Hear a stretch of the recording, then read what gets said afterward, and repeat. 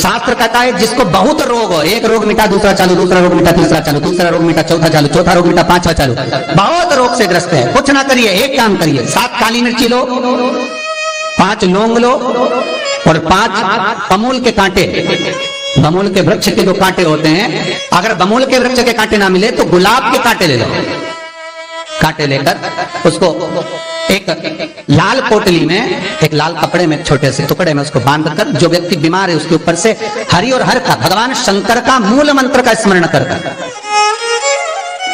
अगर कोई मंत्र, गला पकड़ रहा है, अगर कोई मंत्र ना हो महाराज, तो श्री शिवाय नमस्तुभ्यम और ओम नमो भगवते वासुदेवाय इसका स्मरण कर कर आप 21 बार उतार कर उसी व्यक्ति के सामने बाहर, घर के बाहर उस पोटली को जला दी।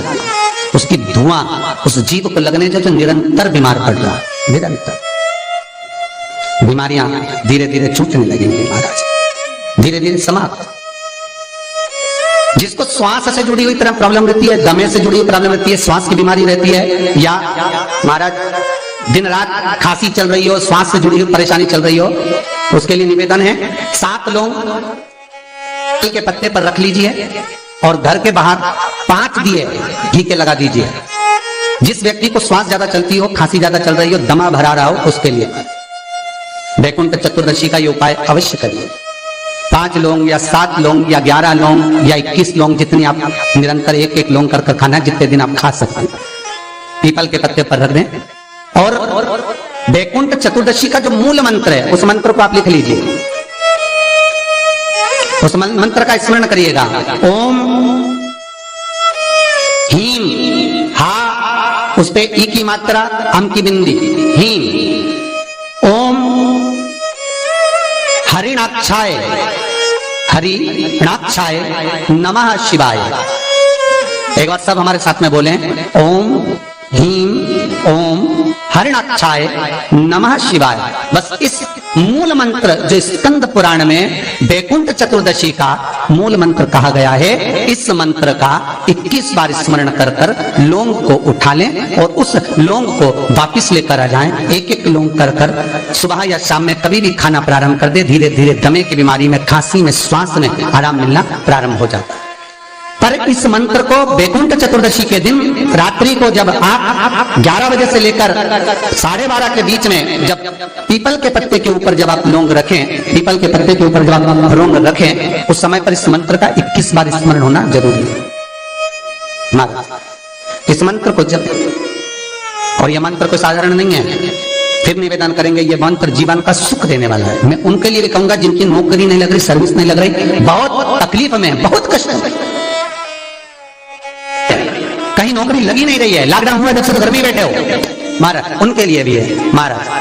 एक कमलगट्टा हाथ में रखिए, किसी जलाशय के पास में, अगर जलाशय दूर हो, नदी, तालाब, बावड़ी, कुआं ये सब दूर हो, तो घर में ही एक तांबे के कलश में पानी भर लीजिए और कलश के पास में एक कमलगट्टा जो हाथ में रखा है उसको जल पात्र के पास में रखकर 7 दिए घी के लगाएं, 1 दिया चौमुखी सरसों के तेल का लगाएं महाराज, उसको रख लें और कमलगट्टा पास में रखकर जो मंत्र अभी आपको बताया, ओम हीम ओम हरिणाक्षाय नमः शिवाय, इस मंत्र का जप करें 1 माला और अपनी कामना कर कर वो कमलगट्टा अपने साथ में रख लें। जब किसी एग्जाम को देने के लिए जाएं, जब किसी इंटरव्यू को देने के लिए जाएं, तो कमलगट्टा आपके साथ लेकर जाएं, आपको सफलता प्राप्त हो। जब फॉर्म भरें तो उसको अवश्य अपने घर में, परिवार में रहकर, गांव में रहकर, मोहल्ले में रहकर, कुटुंब में रहकर जो हम पाप कर्म करते हैं, किसी तीर्थ में जब दर्शन करने जाते हैं तो वो हमारा पाप कर्म वहां तीर्थ में समाप्त हो जाए। ठीक है, शिव महापुराण का ये लेख अच्छे से समझ लेना, स्कंद पुराण का, शिव पुराण स्कंद पुराण। अपने गांव में, नगर में, मोहल्ले में, कुटुंब में, परिवार में रहकर जो हमने झूठ बोला, कपट करा, बेईमानी करी, प्रपंच करा, छल करा, किसी का धन हड़प लिया, किसी के लिए अपशब्द कर दिया, किसी को गलत दृष्टि से देख लिया, किसी के लिए गलत सोच लिया, किसी की गलत निंदा सुन ली, जो हमने पाप कर्म करा वो पाप किसी तीर्थ में जाकर समाप्त हो जाए। ठीक है, अब तीर्थ घूमने गए, वहां पाप किया कि नहीं किया? तुम कितने भी पवित्र हो पर तीर्थ में भी पाप होता है। चल रहे थे, कोई जीव मर गया, मोबाइल उठा लिया, झूठ निकल गया। किसी रिक्शे वाले को उसने मांगा था 10 रुपया, तुमने 9 ही दिया। तुमने खाना खाया, किसी भूखे को नहीं दिया। यमुना गंगा सरयू नहा रहे थे, अपना गंदा कपड़ा वहीं छोड़िया, नदी को पवित्र कर दिया। घर पर, परिवार में, गांव में, मोहल्ले में किया गया पाप तीर्थ में धुल जाता है, तीर्थ में समाप्त हो जाता है। पर जो तीर्थ में पाप किया है, गए कई तीर्थों में गए, वहां भी तुम बेईमानी से कम रह गए क्या? तेरी खिलौने खरीद रही थी, एक की जगह 2 ले लिया, पैसे कम दिया, बड़ी प्रसन्न हो गई, मेरे तो कम दिया। गाड़ी में सफर कर रही थी, 20 का टिकट था, बेचारा सुध में नहीं था, 10 रुपए बचा लिया, तो इतनी प्रसन्न में 10 रुपए बचा लिया, सबसे 20 दिए, मैंने 10 दिया। झूठ बोल दिया। भगवान का दर्शन करते करते किसी को धक्का दे दिया, किसी का पड़ा हुआ धन मिल गया, रख लिया।